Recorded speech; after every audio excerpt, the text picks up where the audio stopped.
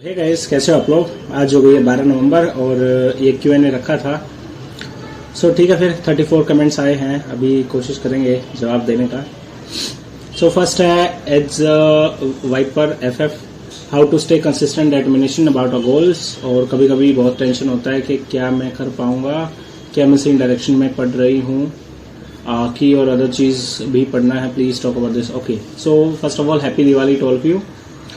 तो कंसिस्टेंसी और डिटर्मिनेशन का ऐसा है कि आपको अपना कैलिबर का पता होना चाहिए कि आप क्या कर सकते हो और किस हद तक कर सकते हो, और उसके लिए उस डेस्टिनेशन तक जाने के लिए आपको क्या करना है। ठीक है, ये सब जो रोड मैप है वो आपको पता होना ही चाहिए। नहीं पता है तो थोड़ी बहुत रिसर्च तो करनी पड़ेगी। ठीक है, किसी ऐसे बंदे से बात करिए जो काफी टाइम के बाद जिसको सक्सेस मिली हो, काफी फेल्ड अटेम्प्ट के बाद, क्योंकि एक ही बार में जिसको सक्सेस मिल जाए उससे आप बहुत ज्यादा नहीं सीख पाओगे। ठीक है, सो डिटर्मिनेशन का तो यही है। फिर अगर रिजल्ट आपको आ रहा है तो अच्छी डायरेक्शन में आप जा रहे हो, अगर रिजल्ट काफी टाइम के बाद नहीं मिल रहा है तो इसका मतलब या तो सोर्सेज में या फिर आपकी डायरेक्शन में कहीं ना कहीं दिक्कत है। ठीक है, निशांत कुमार, भाई मैं तुम्हारी इंग्लिश वाली सीरीज देखता हूँ, थैंक्स टू यू। और उसमें तुम अच्छे आंसर सही कर लेते थे गैस करके, एग्जाम में क्या गलत हुआ। ओके, सो एग्जाम में ऐसा हुआ कि जिस तरह से मैंने सोचा था, जो थिंकिंग लगा के मैंने क्वेश्चंस को ठीक करने की कोशिश की थी, वो थिंकिंग एक्चुअली मैं थोड़ा डीप में चला गया और आंसर जो थे वो बिल्कुल शैलो थे। जो सामने ही दिखाई दे रहा है ना वही आंसर था। सो पहले SSC मॉक्स में जैसे मॉक टेस्ट बनाते थे, मॉक टेस्ट में क्या होता था कि वो लोग ऐसा करते थे कि बंदा सोचने पे मजबूर हो जाए, कि उसको अच्छे से सोचना पड़े कि नहीं ये ऐसा क्यों हो रहा है, इस तरह हो रहा है। लेकिन पेपर में क्या हुआ कि एकदम शैलो आंसर थे, लिख दिया स्टील इंडस्ट्री। मैं रिसोर्सेज में चला गया था तो वो वाला भी गलत हो गया। मेरे कुल मिला के 7 क्वेश्चन जो है वो गलत हुए हैं। सो 107 का मेरा स्कोर था। ठीक है, अपनी मिस्टेक की एक वीडियो बना दो, सो देखेंगे उसको भी। It's my BA second year and I am prepared for CGL। Okay, but I have problem in GS and English, brother can you help me. Okay, GS के लिए आप हमारे SSC को देख सकते हैं। ठीक है, अगर टाइम अभी तो टाइम अच्छा खासा 1 साल है अपने पास भी तैयारी करने को, तो आप हो सके तो NCERT पढ़ लो, 11वीं 12वीं की पढ़ लो, इनफ रहेगी। इंग्लिश के लिए आप वोकैब के लिए तो ब्लैक बुक उठा सकते हो और पिछले सालों के जितने भी जो भी SSC ने पूछा है वो पढ़ सकते हो, ठीक रहेगा। सो नेक्स्ट है 1 सेकेंड, RIT 5916 का सवाल है, TA in CBIC and TS CBDT में फ़र्क क्या है। सो मुझे बेसिकली डिफरेंस पता नहीं है क्योंकि CBIC वाले किसी बंदे से मैं मिला नहीं हूँ, पर हाँ CBDT का मैं बता सकता हूँ। CBDT में काफ़ी सारी यूनिट्स होती हैं, उन यूनिट्स में बांटा जाता है, जैसे असेसमेंट है, ठीक है, एडमिन है, जुडिशियल है और अपील यूनिट्स है, काफ़ी सारी यूनिट्स है, अलग अलग काम होता है सबका। सो CBIC का मुझे नहीं पता है।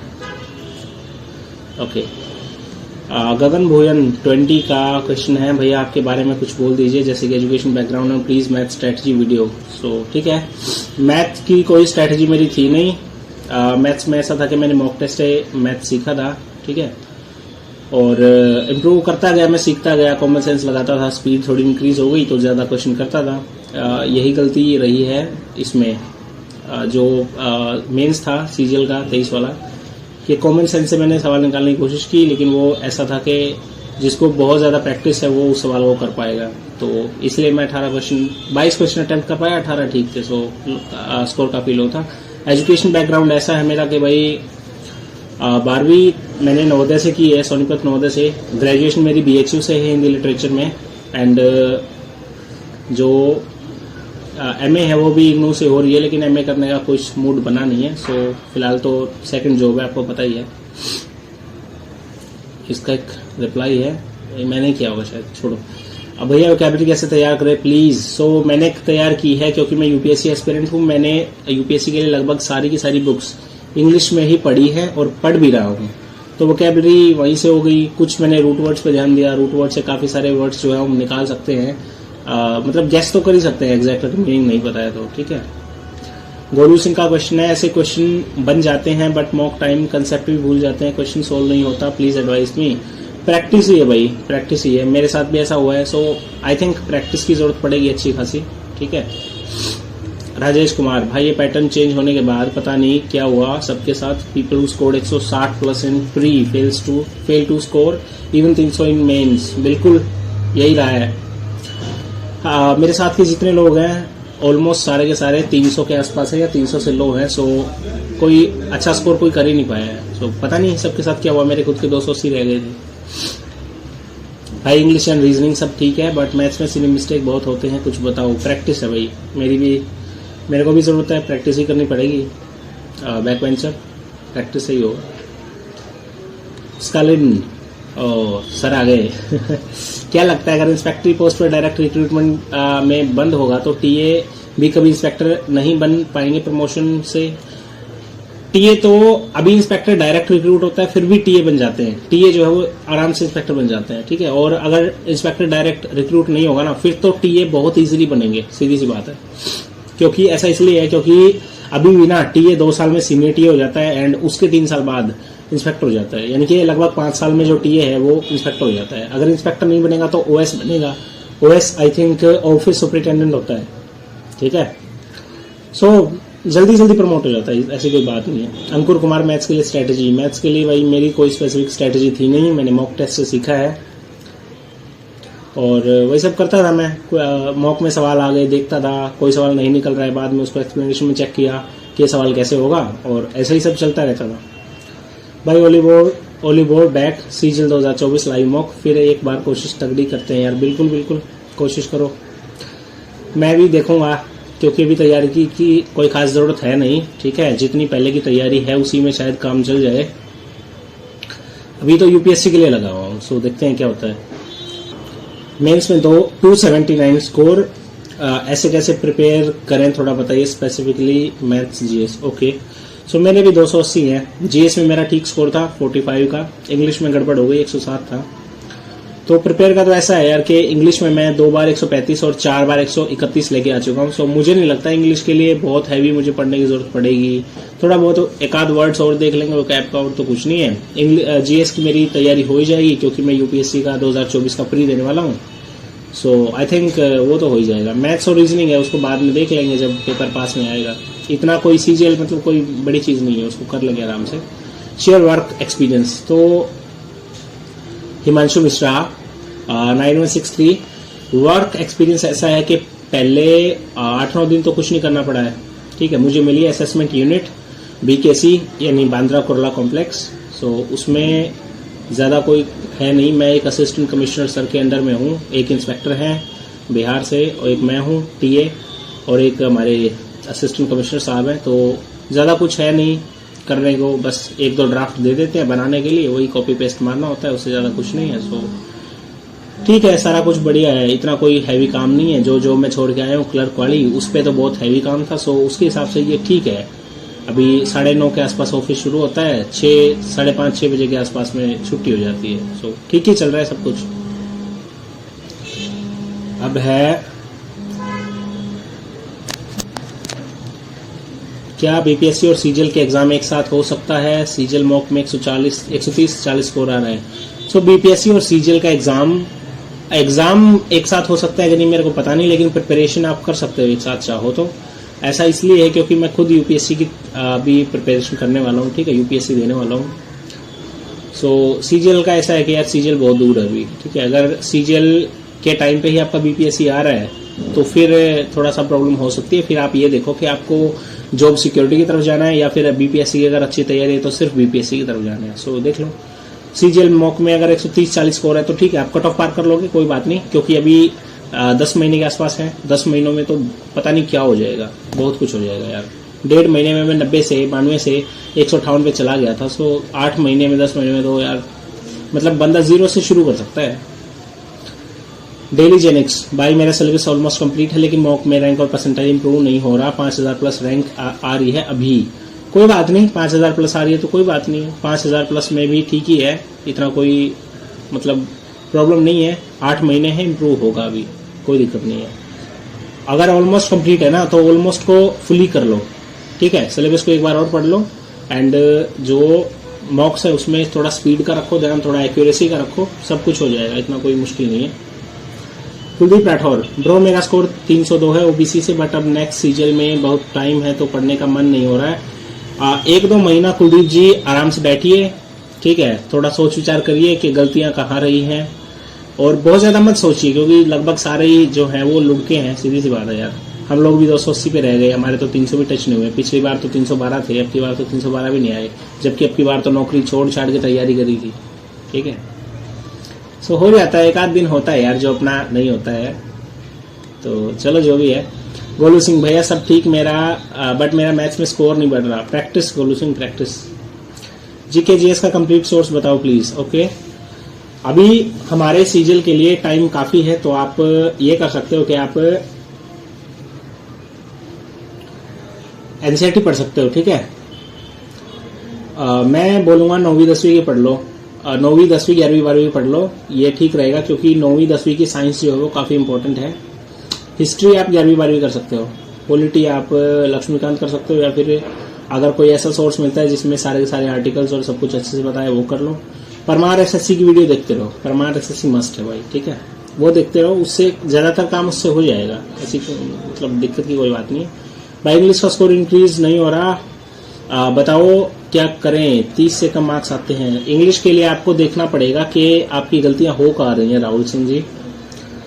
मिस्टेक्स को जब तक आप नहीं पॉइंट आउट कर पाओगे तब तक काम नहीं चलेगा, क्योंकि मिस्टेक्स जो है वो अवॉइड करना बहुत जरूरी है। ठीक है, मिस्टेक को आप एक्यूरेसी में बदलिए। अगर मिस्टेक हो रही है तो उसका जब तक आंसर आप सही नहीं लगाएंगे तब तक काम बनेगा नहीं अपना, है ना।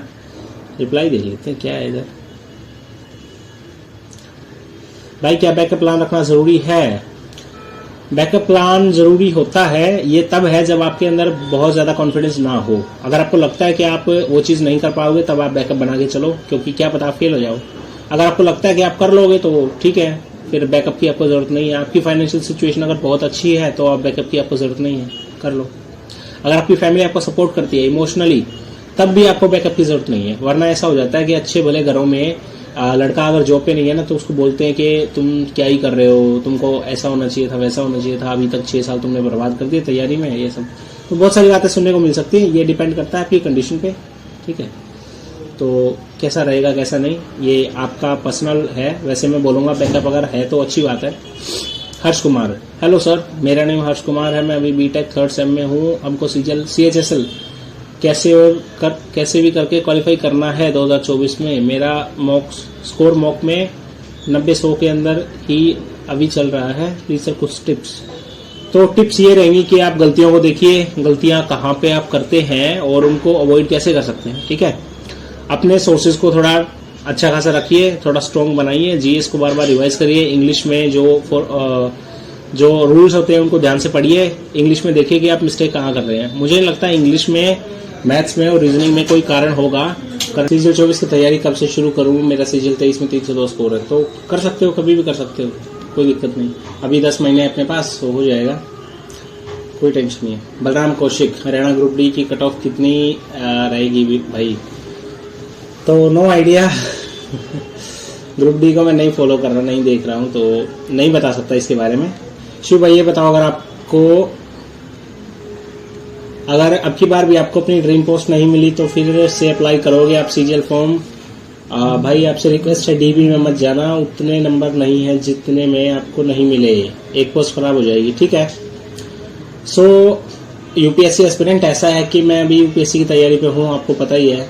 सो मैं सीजीएल 2024 को शायद ही अटेम्प्ट करूँ। ठीक है, और घर की तरफ से भी मेरे लिए डायरेक्शन यही है कि सीजीएल को अब मैं छोड़ ही दूँ, क्योंकि मैं ठीक ठाक पोस्ट पे बैठ चुका हूँ, टाइम भी अच्छा मिलता है। ठीक है, पढ़ने को ठीक ठाक है, तो मेरी एज भी ठीक ठाक हो गई है यार। अभी मैं अगर जनरल से भी अटेम्प्ट देने लगूंगा तो 32 की एज तक मेरे 6-7 अटेम्प्ट ही हो पाएंगे, और 6 ही अटेम्प्ट मुझे मिलते हैं। सो बीच में एक आध साल गैप के लिए भी चाहिए ना, अगर मैं नहीं पास हो पा रहा हूँ तो एक आध साल गैप मारने के लिए भी चाहिए। तो इसलिए शायद मैं अब सीजीएल ना दूं, और डीबी में मैं नहीं जाने वाला। ड्रीम पोस्ट मुझे अब की बार मिलेगी भी नहीं, सीजीएल में मेरी कोई ड्रीम पोस्ट है भी नहीं। ठीक है ना, सो डीबी में तो मैं वैसे भी नहीं जाने वाला, क्योंकि डीबी में तभी मैं जाऊंगा जब मुझे टीए नॉर्थ मिले, और मेरे नंबर अब की बार टीए के भी नहीं है, नॉर्थ तो भूल ही जाओ फिर। सो महाकाल गेमिंग, यार मेरी स्पीड ही एमआरएस रीजन है, मेन रीजन है शायद, लिखना चाह रहे होंगे। बाकी कैसे बढ़ाऊं? ठीक है, सो स्पीड के लिए प्रैक्टिस चाहिए कि भाई जितनी प्रैक्टिस है उतनी आपकी कैलकुलेशन फास्ट हो जाएगी। कैलकुलेशन फास्ट है तो कर लोगे, कोई दिक्कत नहीं है। प्री में 166, मेंस में तो 70, सीजीएल 2023 में 3rd अटेम्प्ट, सीजीएल छोड़ देना चाहिए। सो अगर आपके पास कोई और एग्जाम ऐसा नहीं है जिसको आप टारगेट कर रहे हो तो फिर सीजीएल को नहीं छोड़ना चाहिए।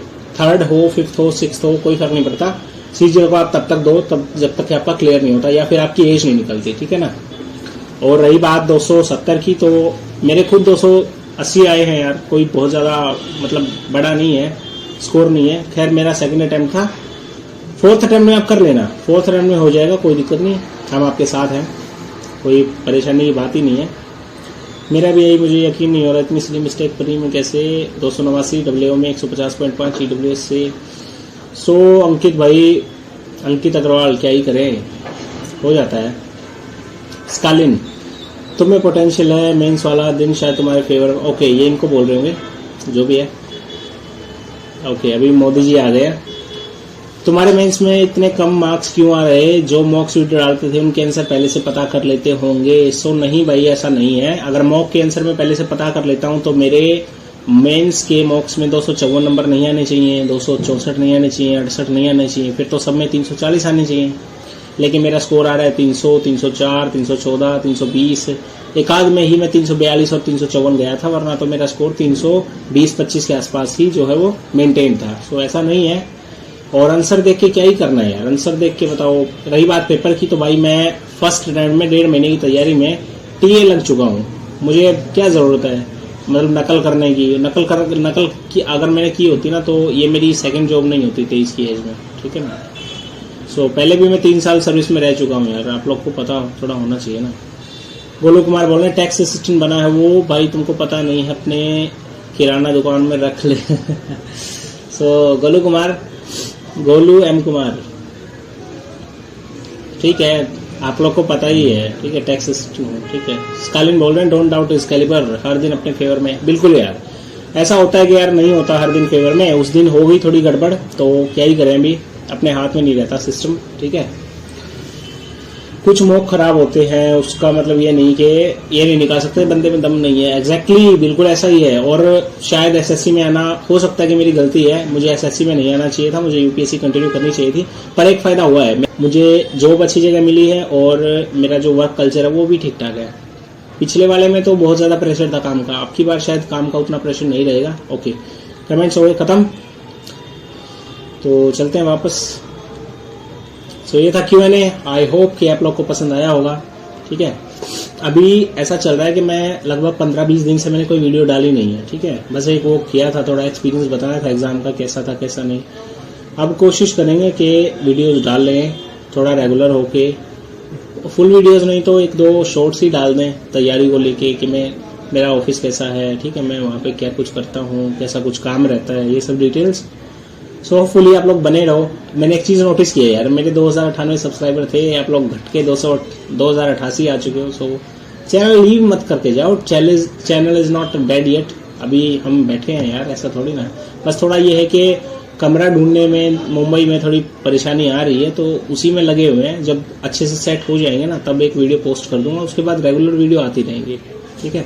आज संडे था तो टाइम निकाल के थोड़ा ये कर लिया।